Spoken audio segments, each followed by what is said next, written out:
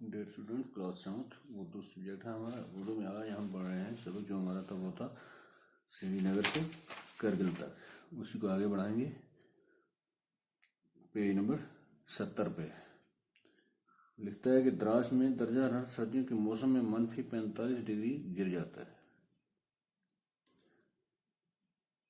यानी कि द्रास का जो इलाका है सर्दियों के मौसम में वहाँ का जो दर्जा हरारत होता है वो गिर जाता है कितना, -45 डिग्री तक। द्रास में अगरचे बहुत कम बारिश होती है, बारिश तो कम होती है लेकिन ये छोटा सा खिता सरसब्ज व शादाब है।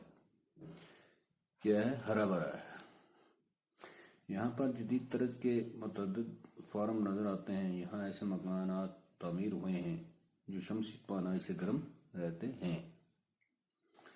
द्रास से गुजरने के बाद नंगे पहाड़ों का एक लंबा सिलसिला शुरू होता है। जब द्रास क्रॉस करते हैं तो उसके बाद क्या होता है, नंगे पहाड़ नजर आते हैं, उनका एक बहुत लंबा सिलसिला शुरू होता है।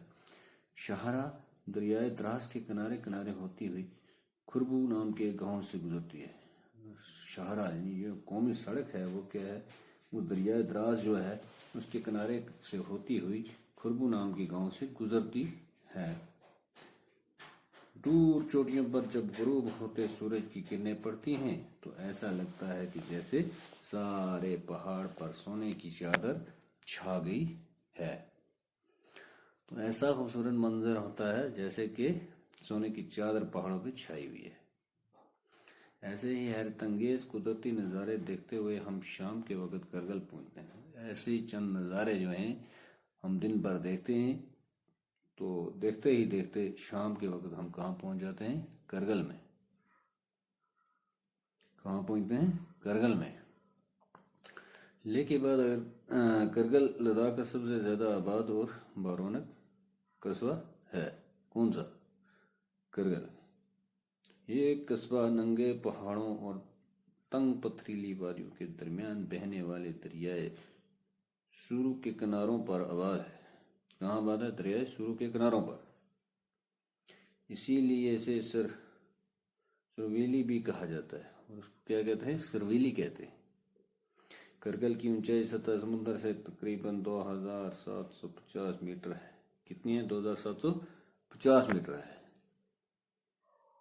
इसकी ऊंचाई सतह समुद्र से। यहाँ की नाकाबिले काश जमीन को काबिले काश बनाया गया है।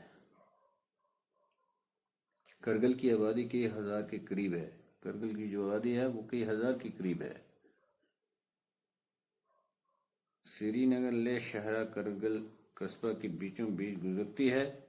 श्रीनगर से ले जाने वाली और ले से श्रीनगर आने वाली अक्सर गाड़ियां जो हैं वो क्या होती हैं, रात को करगिल में ही ठहरती हैं। कहाँ ठहरती हैं? करगिल में। जिससे उस जगह की रौनक में इजाफा हो जाता है। सियाहों और दीगर मुसाफिरों की आमद की वजह से यहाँ कई होटल और बाजार मौजूद हैं,